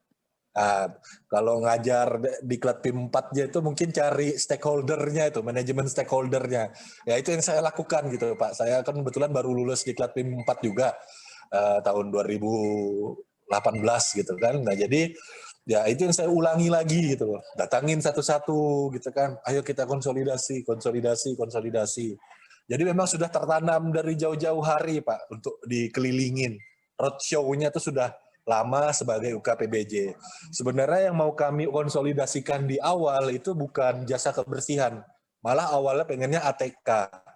Cuman ragamnya ATK ini terlalu banyak gitu loh. Jadi kita mundur dulu nih. Kita cari yang lebih simpel dulu. Mungkin itu Pak Widayat. Baik, terima kasih Pak Christian. Oke, terima kasih Pak Widayat. Selanjutnya Pak Matius Toding. Silakan Pak Matius. Oke.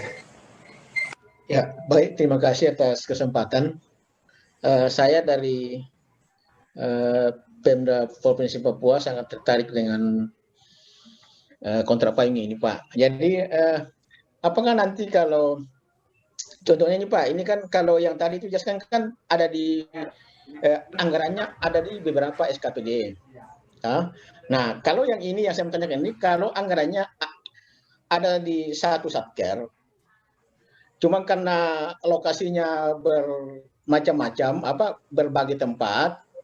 Nah, kalau nanti kita buatkan kontrak payung, pada saat nanti karena perkiraan kita ini di tahun 2020 ini Pak, pekerjaannya ini pekerjaan pengiriman barang. Ya, jadi tahun ini sudah dianggarkan misalnya 10.000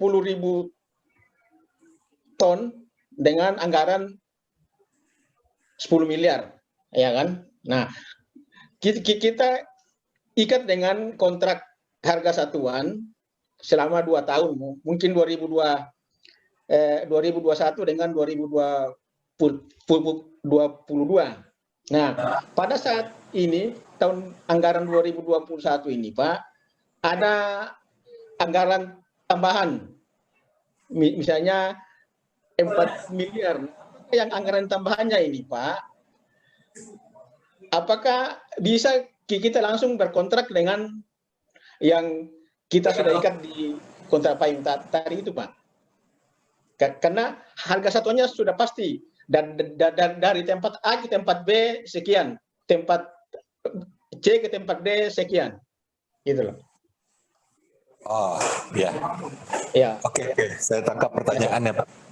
Nah, itu tadi yang saya sampaikan, Pak, bahwa kita kan, Bapak tadi bilang 10M, nah sama dengan tempat saya tadi saya bilang kita ikat jaminannya di kontrak payung 3,4 miliar gitu. Kalau lebih, maka Anda wajib melakukan melakukan pembaharuan jaminan gitu ya. Ada kemungkinan. Dan kemudian saya berusaha supaya tidak, tapi kalau di kontrak saya tidak diberlakukan penyesuaian harga, Pak. Artinya ya sudah itu biarkan saja harganya ngikat 2 tahun gitu. Tapi kalau Bapak mau gitu ya, ini karena itu mungkin bisa dinegosiasikan lagi kan karena volumenya nambah gitu. Nah, jadi ya tinggal ya itu bisa saja sih Pak gitu, tambah langsung dengan yang berkontrak payungnya. Cuman saya nggak tahu nih Pak, di tempat Bapak jaminannya diikat di kontrak payungnya atau di masing-masing kontrak nantinya?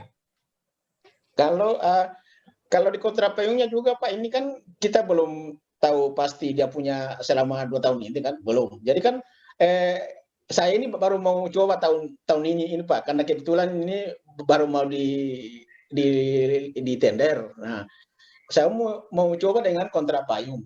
Karena yang permasalahan Pak, kalau tidak dikontrak kalau di akhir tahun itu nantinya kan biasanya itu ada pertambahan volume yang besar Pak. Nah, kalau kita mau berkontrak lagi, kalau secara normal kan harus di tender lagi Pak, karena di atas 10% kan.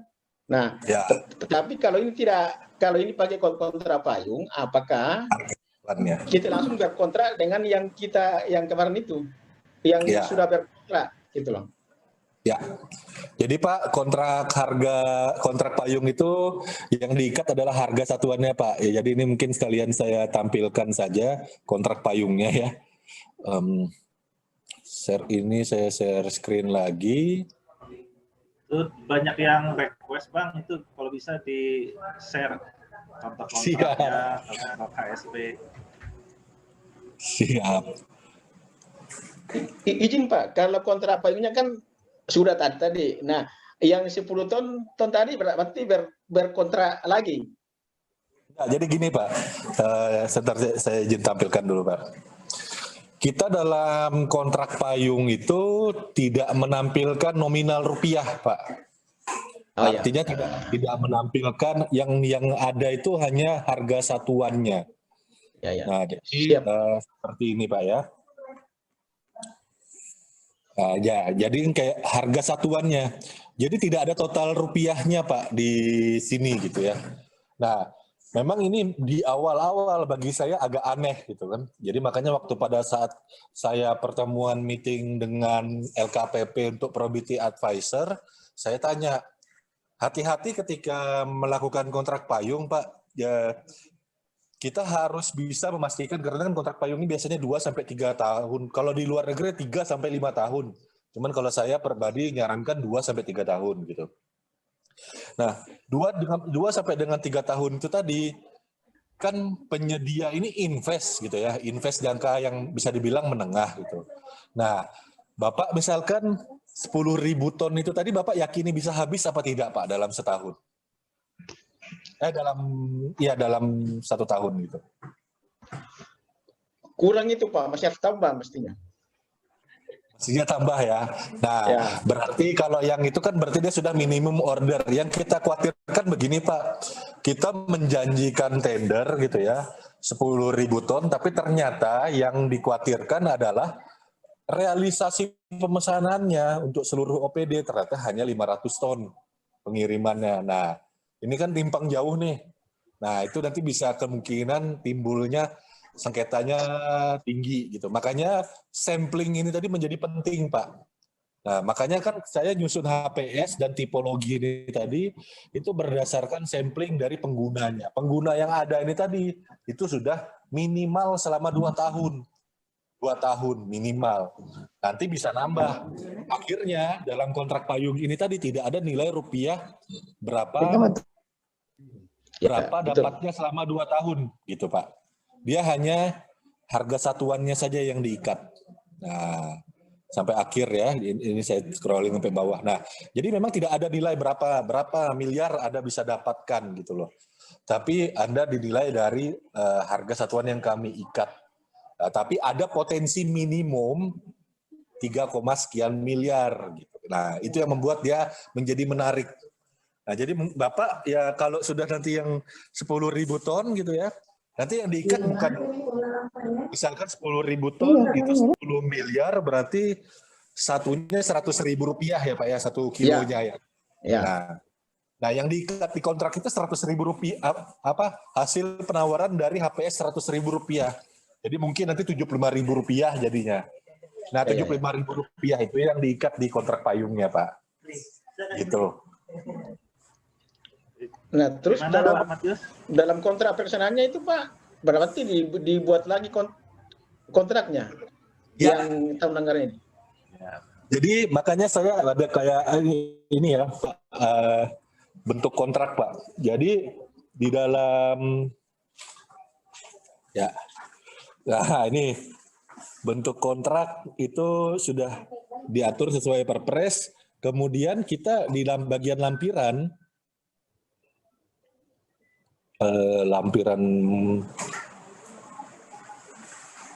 ini ya, ini dia.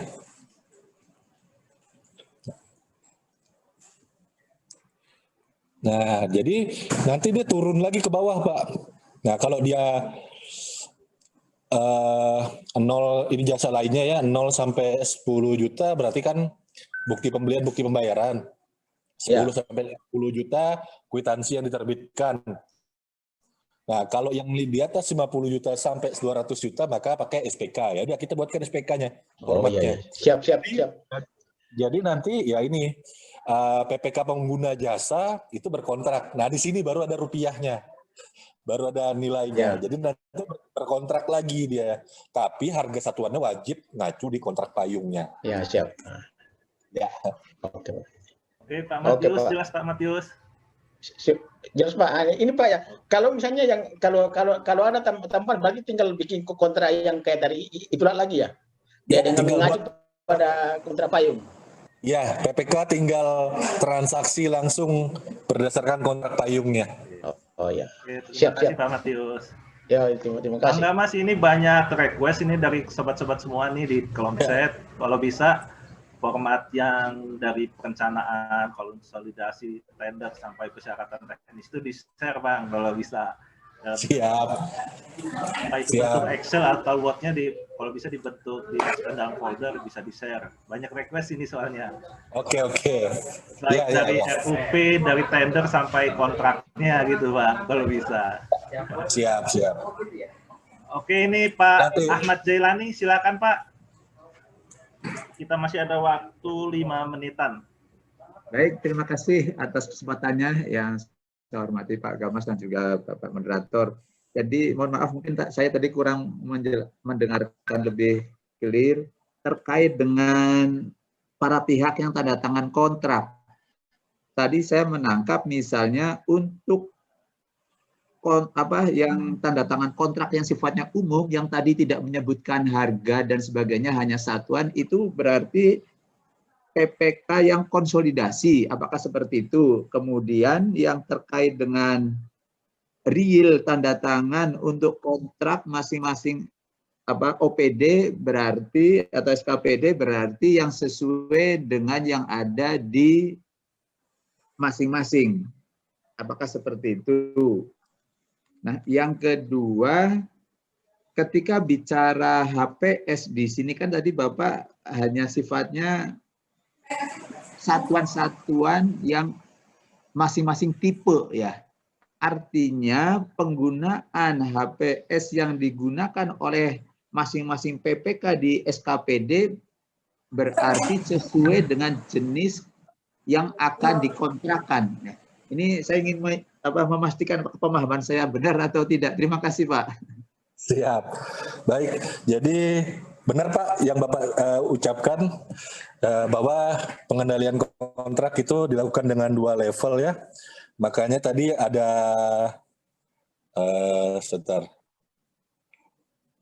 ada SK pejabat penandatangan kontrak payung daerah untuk yang harga satuannya, sama PPK konsolidator yang untuk proses perencanaan, persiapan, pelaksanaan. Habis itu nanti memang betul yang seperti Bapak sampaikan bahwa Pak Ahmad tadi sudah benar sekali. Ya nanti berikutnya sudah HPS itu ya sudah sama dengan RAP gitu loh Bapak.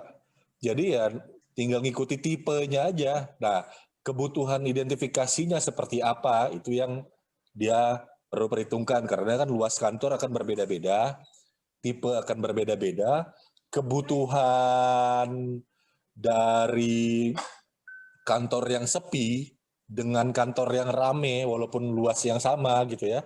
Untuk tingkat responsifnya mungkin akan berbeda. Mungkin kantor dinas saya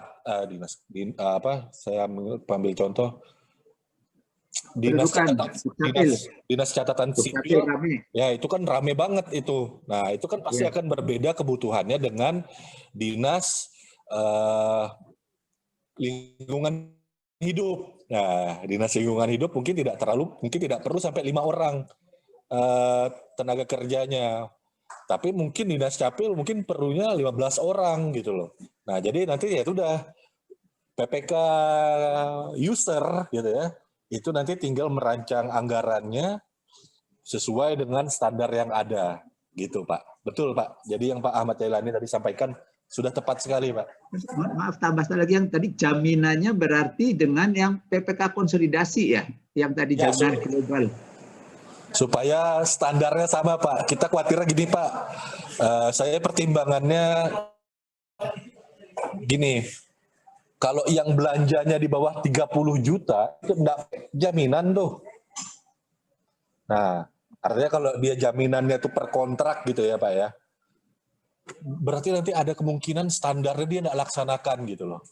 Nah, yang saya jaga adalah itu. Jadi ya sudah, kita ambil jaminan dengan nilai paling besar.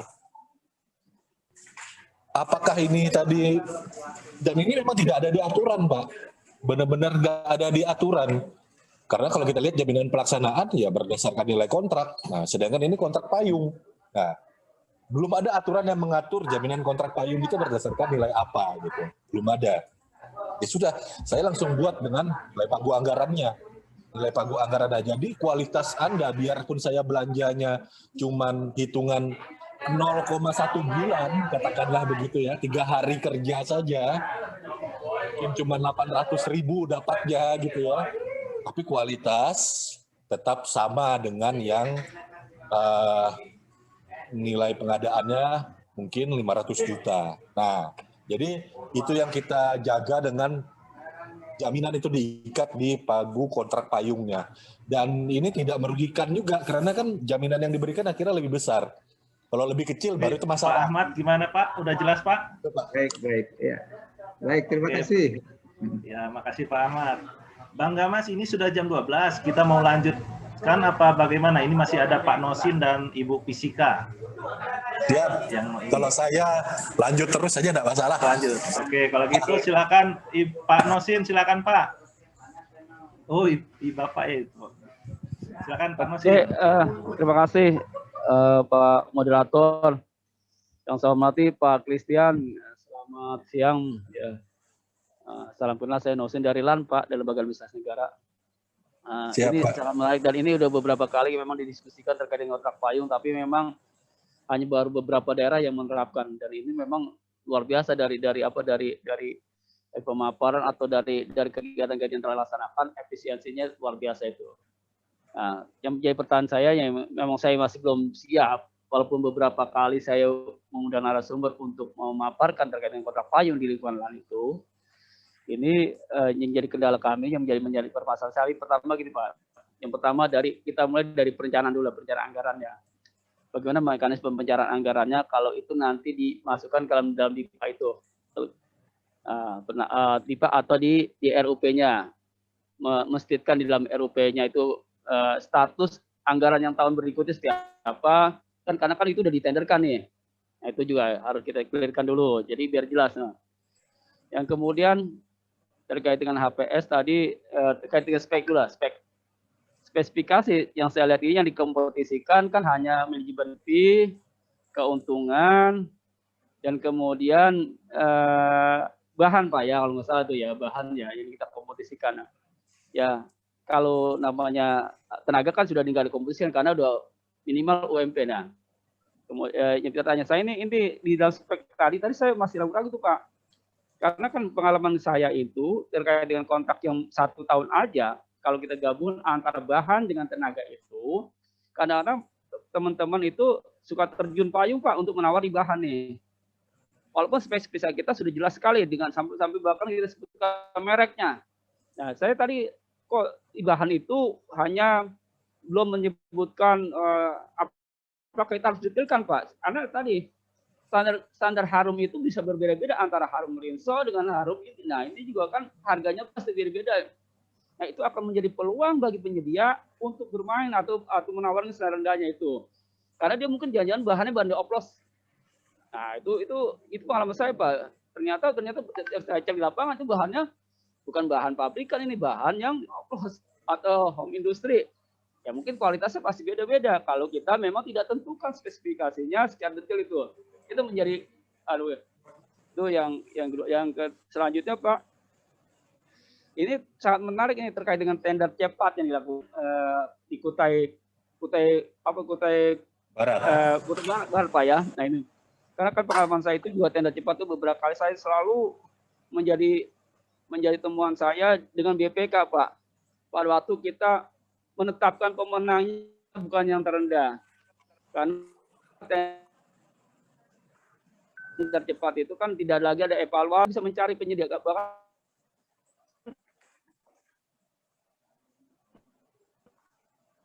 Mohon maaf Pak Nosin, putus Pak. Kalau di pasar kan kita belum tahu tuh penyedia-penyedia ini, karena kan, halo? Iya. Ya, putus tadi suaranya Pak. Ya, oke Pak ya. Oke ya, saya lanjut Pak ya. Ya. Halo, oke. Saya hanya ini untuk tender cepatnya Pak nih Pak Christian ini. Saya menarik sekali dan cepat. Memang beberapa kali yang saya lakukan tender cepat itu selalu menjadi celah bagi BPK untuk memeriksa itu, yaitu terkait dengan pada waktu Pokja tidak menetapkan yang terendah sebagai pemenang ini. Karena kan tender cepat itu tidak lagi ada evaluasi teknis. Nah, dalam tender cepat untuk kegiatan ini bagaimana kita mencari penyedia yang terbaik nih Pak? Bukan hanya sekedar harga nih. Nah itu yang kadang-kadang saya khawatirkan dengan tender cepat ini. Karena ya maaf ya, sikap kita selama ini kan yang terjadi kan belum mencerminkan Pak ya. Belum mencerminkan kinerja penyedia yang sesungguhnya.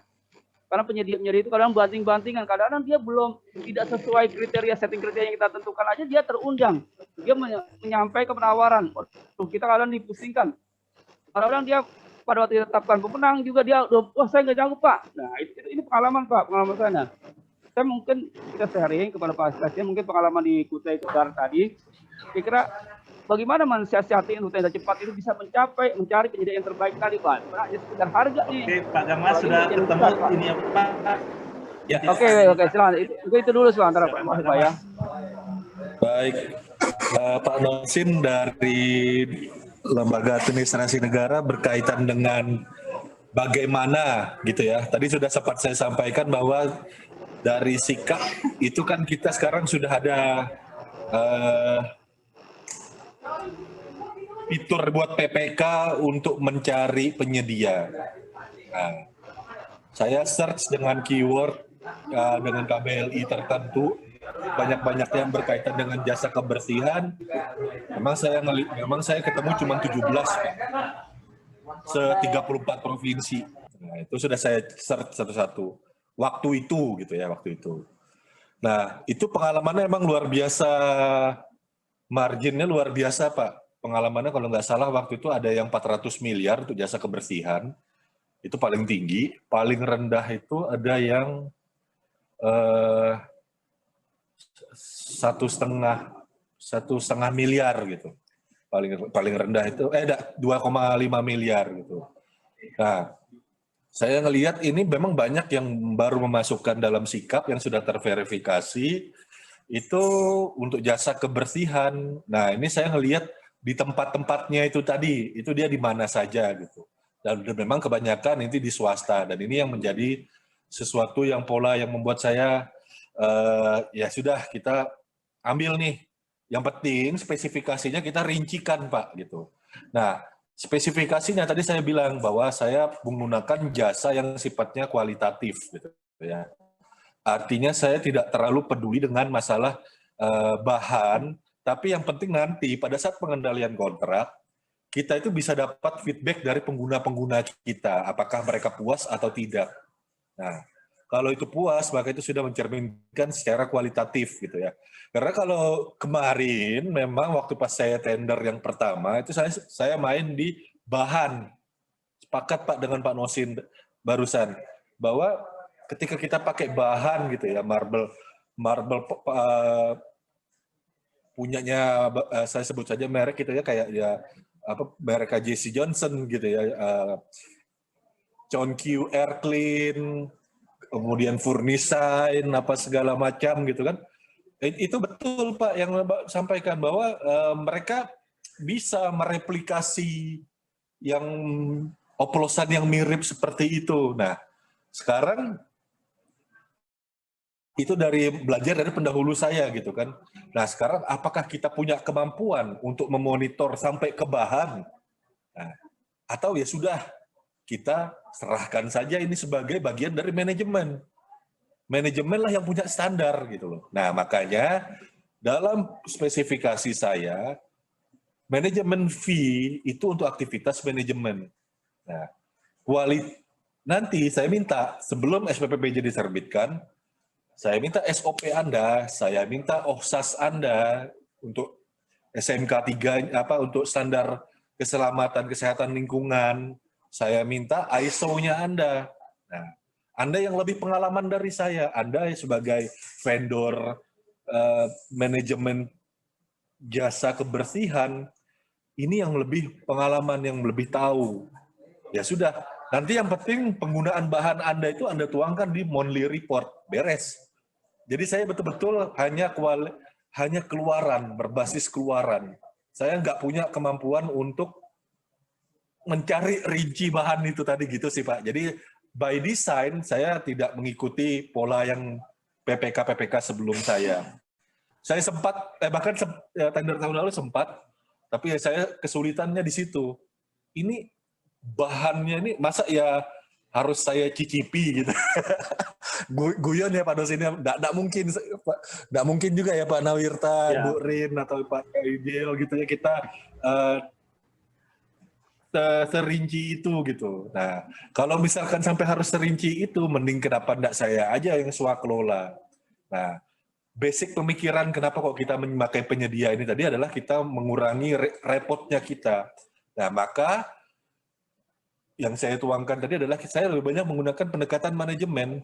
Ya udah, dia dibayar atas manajemennya dia, saya terima hasilnya. Nah, jadi udah. Saya nggak mampu Pak kalau sampai sebagai PPK konsolidator PPK lagi yang di bawah saya gitu ya, suruh ngerincikan ya gitu pasti resisten semua. Nah, akhirnya kita udah basis keluaran aja gitu Pak. Terima kasih Pak Gamas. Gimana Pak Nosin? Oke ya? Bang Gamas, ini sekarang udah pukul 12.15. Masih ada Pak Fisika Prasetyo Putra yang ingin bertanya. Nah, Silakan. masalahnya bagaimana kalau kita tutup dulu, nanti untuk pertanyaan selanjutnya kita acara bebas saja, kita nanya setelah ditutup. Gimana Pak Gamas? Siap. Oke Pak Prasetyo, tunggu dulu ya, kita tutup acara ini dulu ya Pak ya. Oke, Assalamualaikum warahmatullahi wabarakatuh. Demikian acara kita, webinar kita, sharing tentang pengadaan kontrak payung kebersihan di Kabupaten Kutai Barat dengan narasumber abang kita, sobat kita Pak Christian Gamas. Terima kasih atas kehadiran sobat-sobat semua yang telah setia dan penuh perhatian mendengarkan pemaparan dari Pak Christian Gamas. Terima kasih, saya akhiri. Assalamualaikum.